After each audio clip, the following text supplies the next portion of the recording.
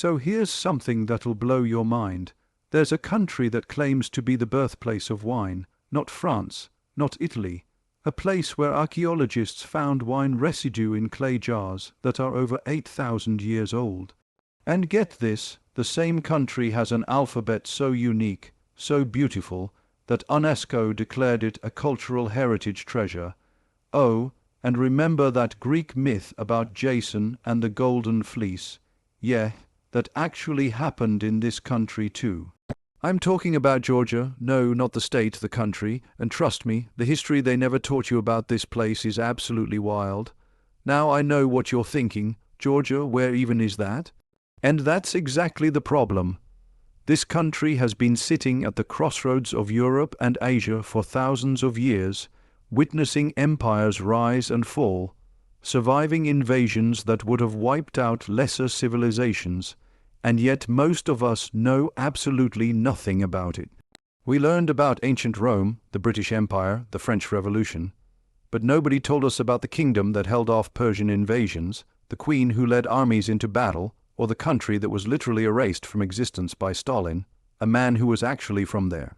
So buckle up, because today we're diving deep into the hidden history of Georgia, and I promise you, by the end of this video, you're going to be wondering why the hell this wasn't in your history textbooks. Let's start at the very beginning. We're talking ancient times, like really ancient. While most of civilization was just figuring out agriculture, the people in what is now Georgia were already making wine. Scientists discovered these clay vessels called cuve, every buried in the ground, and inside them they found residue of wine that dates back to 6000 BC. That's 8,000 years ago. Think about that for a second. The Georgians were getting tipsy while the rest of the world was still figuring out how to make bread that didn't taste like cardboard. But here's where it gets really interesting. The ancient Greeks knew about this place. They called it Colchis, and if you remember your Greek mythology, Colchis was where Jason and the Argonauts sailed to find the Golden Fleece. Now, most people think that's just a myth, right? A cool story. But historians and archaeologists now believe there's actually truth to it. See, the rivers in Georgia, particularly in the western region, were rich with gold, and the locals had this technique where they would use sheep fleece to catch gold particles from the river water. The fleece would get heavy with gold dust, and boom, you've got yourself a golden fleece. So when Greek traders came here and saw this wealth, this technique, they took the story back home, and it became legend. But Colchis wasn't just some backwater known for sheep and gold. It was a sophisticated kingdom with its own culture, its own political system. They traded with the Greeks, with the Persians, with civilizations across the ancient world. They had their own coinage, their own art. Archaeological sites in Georgia have uncovered jewelry, pottery, and weapons that show a level of craftsmanship that rivals anything found in Athens or Rome. Now let's fast forward a bit to the 4th century AD, because this is when something massive happens.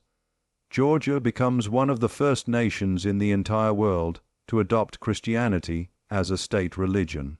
We're talking 337 AD.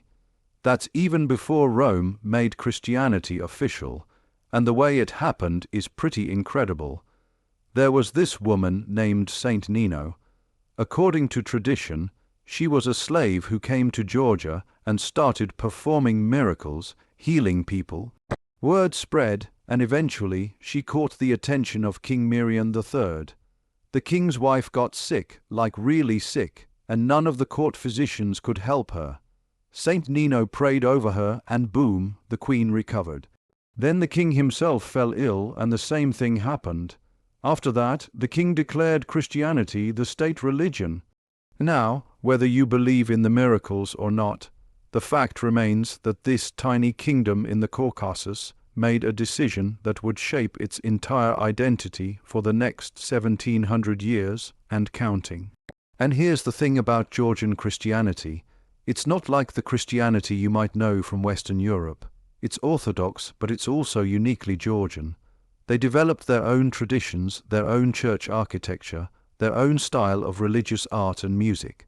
Georgian polyphonic singing, which is this ancient tradition where multiple harmonies blend together in these hauntingly beautiful arrangements, has been used in religious services for over 1,000 years. UNESCO recognized it as an intangible cultural heritage because it's that special, that unique. But let's talk about the elephant in the room, the Georgian alphabet. This thing is gorgeous. It looks like a cross between elegant calligraphy and alien hieroglyphics. And get this, it was created specifically for Georgia. There are only 14 alphabets in the entire world that are used by national languages and aren't derived from other alphabets. Georgian is one of them. According to tradition, it was created in the 3rd century BC, though some scholars date it to the 5th century AD. Either way, it's ancient, and it's been in continuous use ever since. The alphabet has gone through 3 stages. First, there was asymptavuli, these big, beautiful, rounded letters used in the oldest manuscripts. Then came nuscuri, which was more angular, used during the medieval period. And finally, mkedjuli, which is what modern Georgian uses today. Each letter is like a tiny work of art. When UNESCO added the Georgian alphabet to the list of intangible cultural heritage, they called it a living testimony to the country's cultural tradition. That's how important it is. Okay, so now we're getting into the medieval period, and this is where Georgia really starts to flex. We're talking about the 10th, 11th, 12th centuries. This is Georgia's golden age. The kingdom expanded its territory, became a major regional power, and produced some of the most impressive architecture, art, and literature in the medieval world. And here's where I have to tell you about King David. Not the biblical one, though the Georgians definitely saw parallels. King David IV, also known as David the Builder. This guy came to power in 1189 when Georgia was fractured, weakened by invasions, paying tribute to the Seljuk Turks. He was just 16 years old. But this kid, this teenager, decided he was going to make Georgia great again, if you will. He reformed the military, brought in Kipchak warriors from the steppes to bolster his army, stopped paying tribute to the Turks, and then went on the offensive. In 1121, at the Battle of Didgori, David's army faced a Seljuk force that outnumbered them maybe 3 or 4 to 1. By all accounts, the Georgians should have been slaughtered. But David was a tactical genius. He used the terrain, he used speed, he used surprise, and he won. The Seljuks were routed. It was such a decisive victory that Georgians still call it the miracle of Didgori. After that, David liberated Tbilisi, the capital, which had been under Muslim control for over 400 years.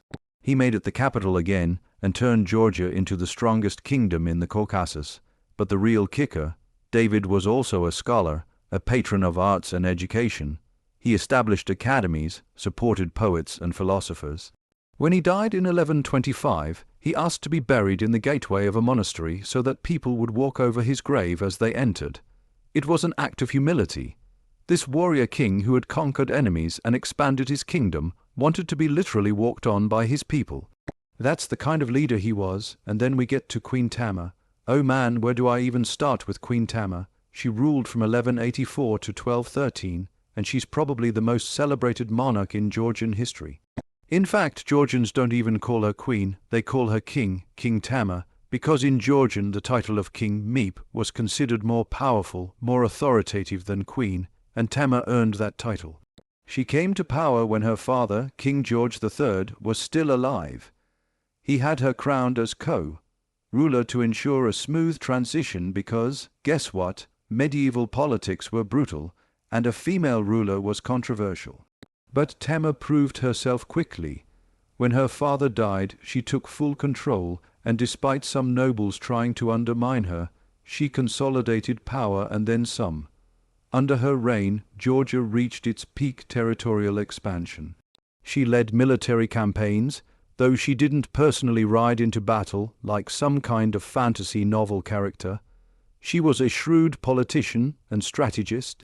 She appointed brilliant generals like her second husband David Soslan, and together they expanded Georgian influence across the Caucasus, into parts of modern-day Armenia, Azerbaijan, even into northern Iran. But Tamar wasn't just about conquest. She was a patron of culture and religion. The greatest works of Georgian literature were produced during her reign, the most iconic being The Knight in the Panther's Skin by Shota Rustaveli. This epic poem is to Georgians what Shakespeare is to the English or Dante is to Italians. It's about knights, honor, love, friendship, and it's infused with Christian and humanist philosophy. Every Georgian knows passages from it by heart. Tamar also commissioned churches and monasteries, some of which still stand today and are architectural marvels. The frescoes, the stone carvings, the way these buildings blend into the mountainous landscape, it's breathtaking. And through it all, she maintained this image of piety and wisdom. She was called the Son of the Georgians, the Queen of Queens. But here's what they don't tell you in the sanitized versions. Tamar's reign wasn't all sunshine and roses. She had to navigate constant threats from neighboring Muslim empires. She had to deal with rebellious nobles. Her first marriage was actually a political disaster. She married a Russian prince, Yuri, and the guy turned out to be a violent drunk. So Tamar divorced him, which in medieval times, for a Christian monarch, was basically unheard of. The church and the nobles resisted, but she did it anyway. She then married David Soslan, who was actually a perfect partner, and together they ruled effectively. Tamar's legacy is so huge in Georgia that even today you'll see her image everywhere, on murals, in churches, on money. She's a symbol of Georgian strength, resilience, and cultural achievement. But here's the tragic part. After Tamar died in 1213, Georgia never quite reached those heights again, because what came next was devastation: the Mongols. In 1223, just 10 years after Tamar's death, the Mongol Empire, led by Genghis Khan's generals, swept into the Caucasus. They destroyed cities, killed thousands, and Georgia, despite putting up fierce resistance, couldn't stop them. The Mongols came back again and again over the next several decades, each time leaving destruction in their wake. Georgia managed to maintain some degree of autonomy, but it was never the same. The kingdom fragmented into smaller principalities, and then came Tamerlane, or Timur, in the late 14th century. This guy made the Mongols look tame.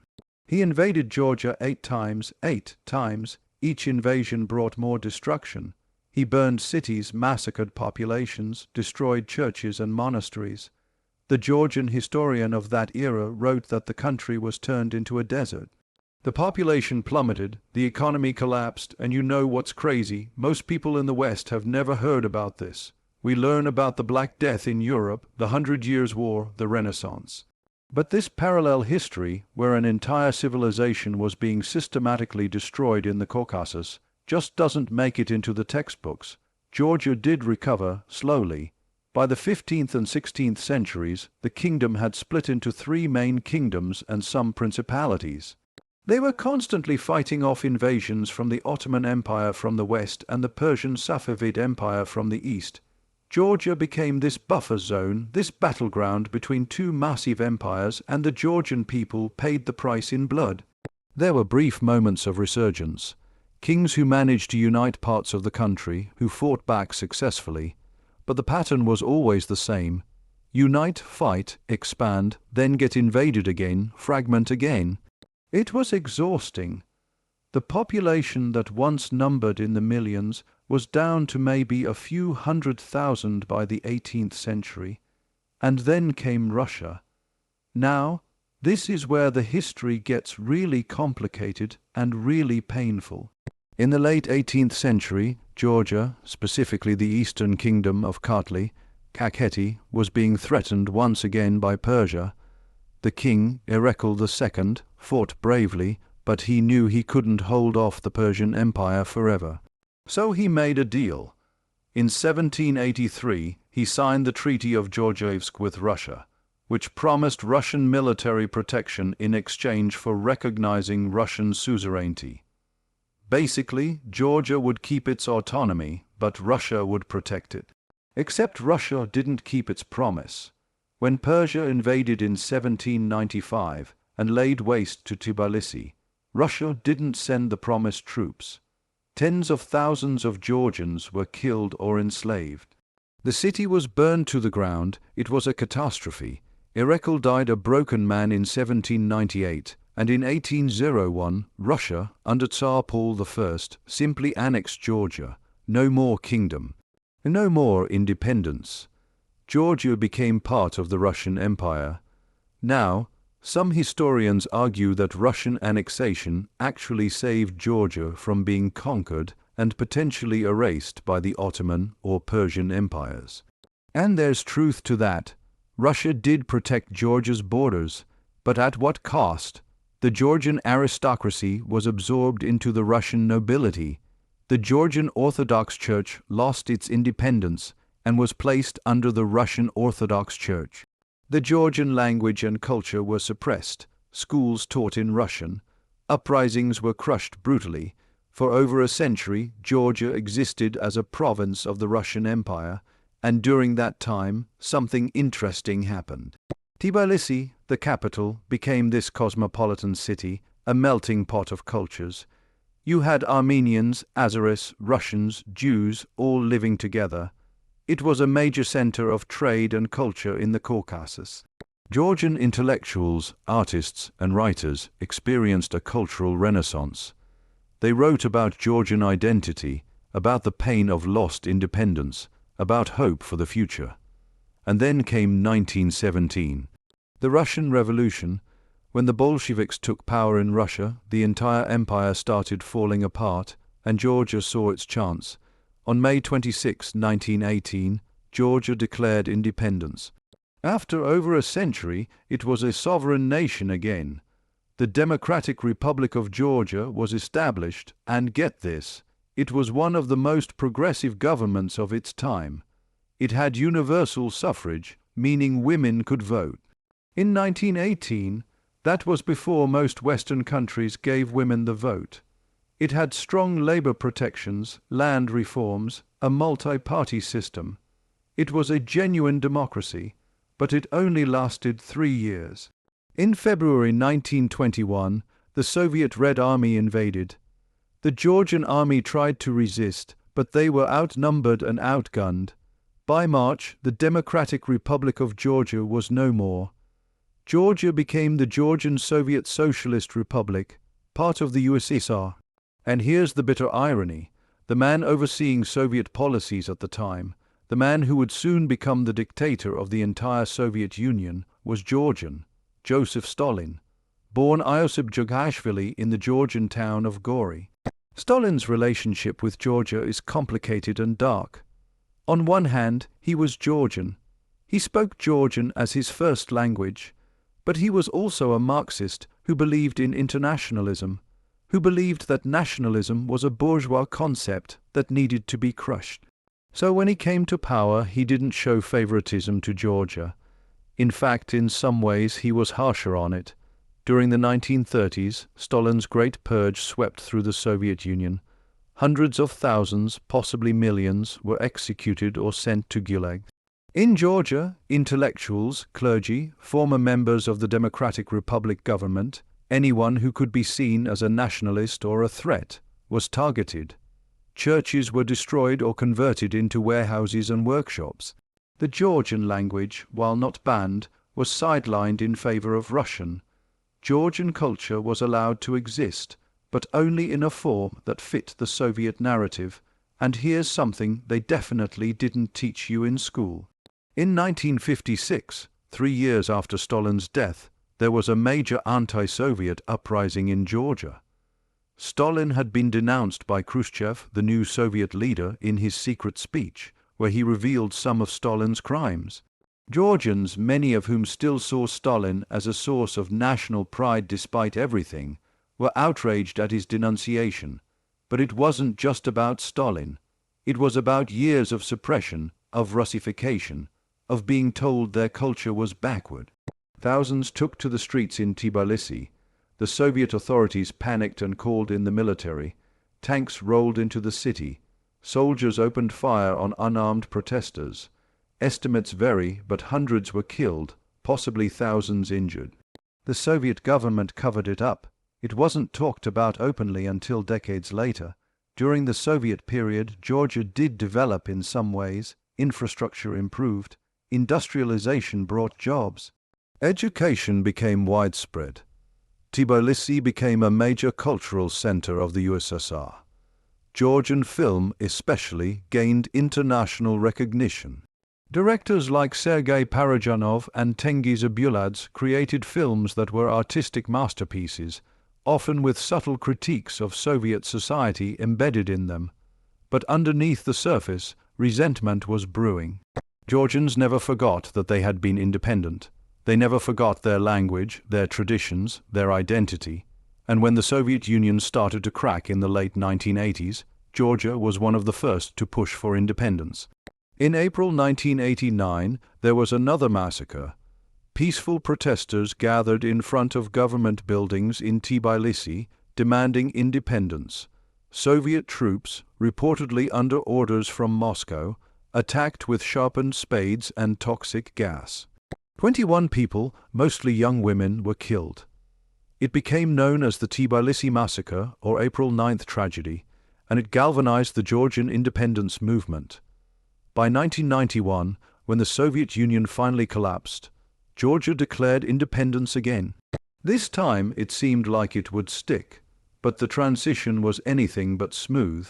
The country was in chaos, the economy collapsed, there was hyperinflation, people couldn't afford food, and then came the civil wars. See, during the Soviet period, Stalin had drawn borders in the Caucasus in a way that sowed division.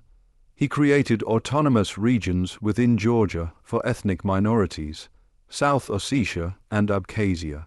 These regions had their own ethnic identities, and when Georgia declared independence, they didn't want to be part of the new Georgian state. Conflicts erupted. In the early 1990s, Georgia fought a war in South Ossetia and another in Abkhazia.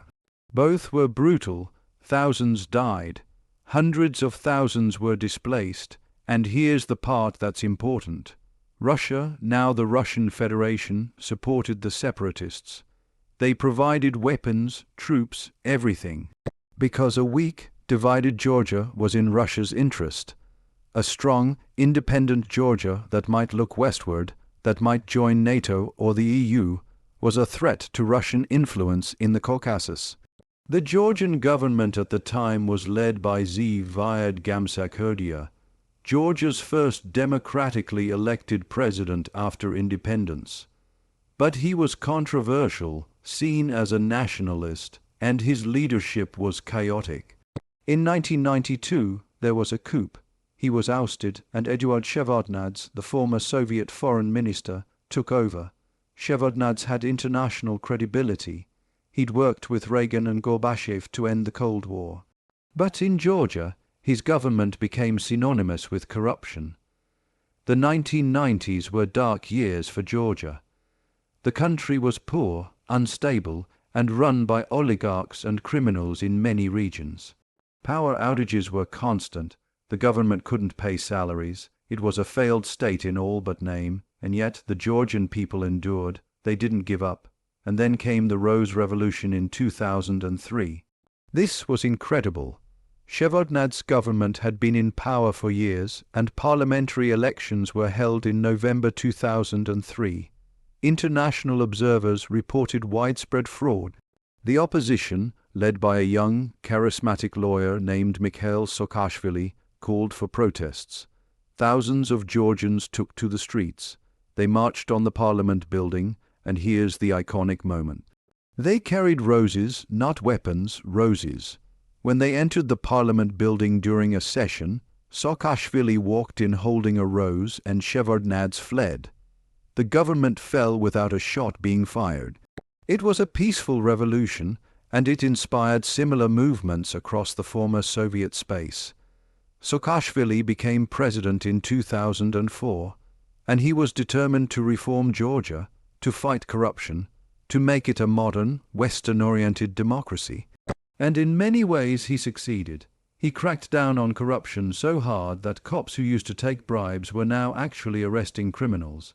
He reformed the police, the tax system, the bureaucracy. Georgia's economy started growing, foreign investment came in, Tbilisi started to look like a European city again, but Saakashvili also made mistakes, big ones. He was authoritarian in some ways, cracking down on dissent. And he was aggressive in his stance toward Russia, pushing for NATO membership, antagonizing Moscow. This came to a head in 2008. In August 2008, tensions in South Ossetia boiled over. There are different accounts of what happened, who started what, but the end result was that Georgian forces entered South Ossetia, and Russia responded with a full-scale invasion. Russian tanks rolled into Georgia. They bombed Georgian cities, including Gori, Stalin's birthplace. The war lasted 5 days. Georgia lost. Russia recognized South Ossetia and Abkhazia as independent states, though almost no other country does. To this day, about 20% of Georgia's territory is occupied by Russian forces. The 2008 war was a wake-up call. It showed that Russia would use military force to keep Georgia in its sphere of influence. But it also showed the world that Georgia was willing to fight for its sovereignty, even against a much stronger opponent. Since then, Georgia has continued to develop. Saakashvili eventually lost power, partly due to the war, partly due to domestic issues.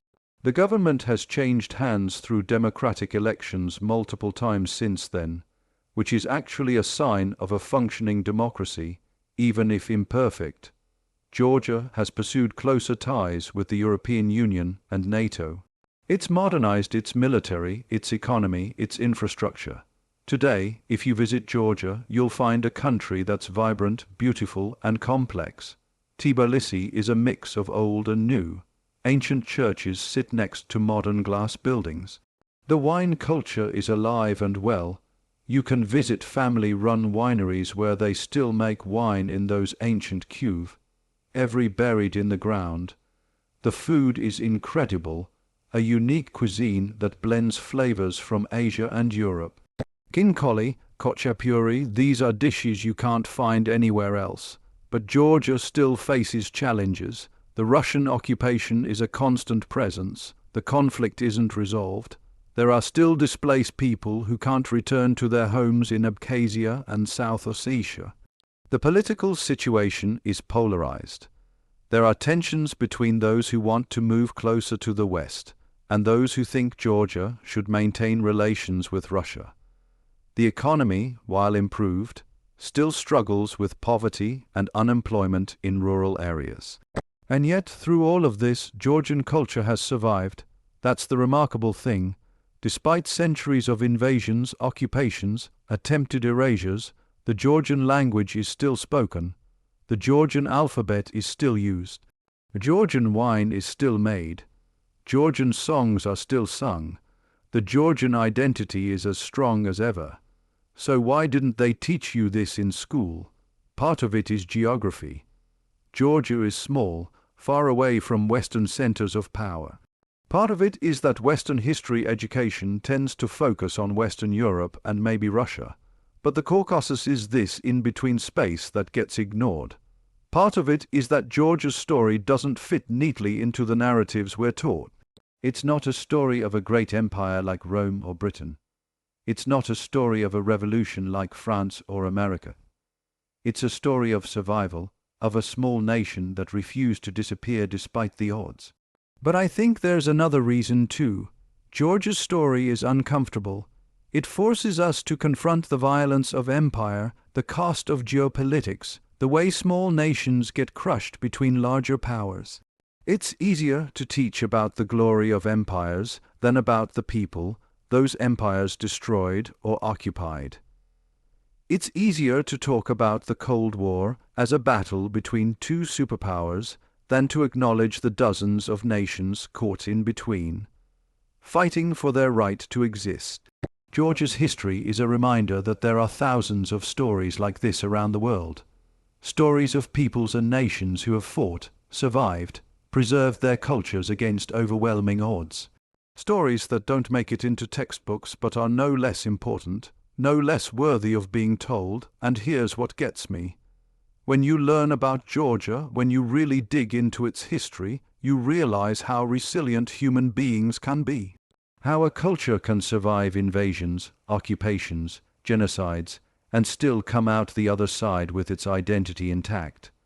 The Georgians have been conquered by Greeks, Romans, Persians, Arabs, Mongols, Turks, Soviets. They've been burned, massacred, oppressed, and yet they're still here.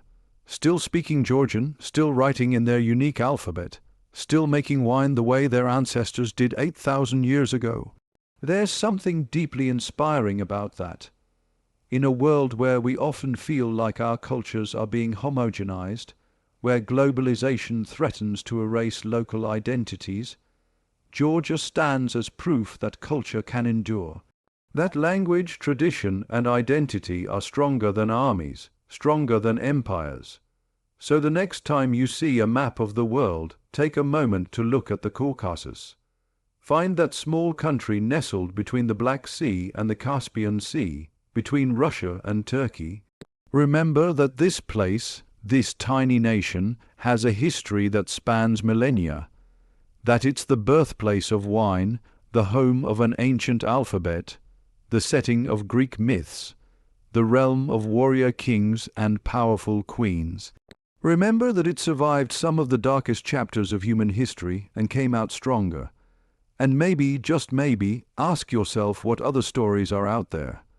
What other nations, what other peoples have histories just as rich, just as fascinating, that you've never been taught. Because the world is full of hidden histories, stories that don't make it into the mainstream narrative, but are waiting to be discovered. Georgia's story isn't just about Georgia, it's about resilience. It's about the human spirit. It's about the power of culture and identity to survive against all odds. And that's a lesson that's universal, that's timeless, that's worth learning no matter where you're from. So there you have it. The hidden history of Georgia they never taught you in school. From ancient winemakers and golden fleeces, through warrior kings and powerful queens, through invasions and occupations, through Soviet oppression and hard-won independence, through wars and revolutions, to the modern nation fighting to define its own future. It's a story of survival, of resilience, of a people who refuse to disappear. And honestly, after learning all this, I'm left with one question. Why the hell wasn't this in our textbooks? Because this is the kind of history that matters. This is the kind of story that reminds us why preserving culture, why fighting for identity, why standing up against oppression is important. Georgia's history is a testament to the fact that small nations can have big stories, that size doesn't determine significance. If this video opened your eyes to a history you never knew existed, do me a favor, share it, talk about it. Look up more about Georgia. Visit if you can. Try Georgian wine, learn a few words in Georgian, listen to their polyphonic singing. Keep these stories alive, because the moment we stop telling them, the moment we let them fade into obscurity, we lose something precious. We lose a part of our shared human heritage. Thanks for watching.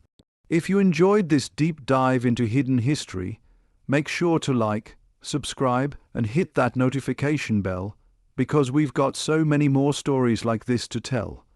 Stories from around the world that deserve to be heard. Until next time, keep questioning, keep learning, and never stop exploring the hidden corners of history.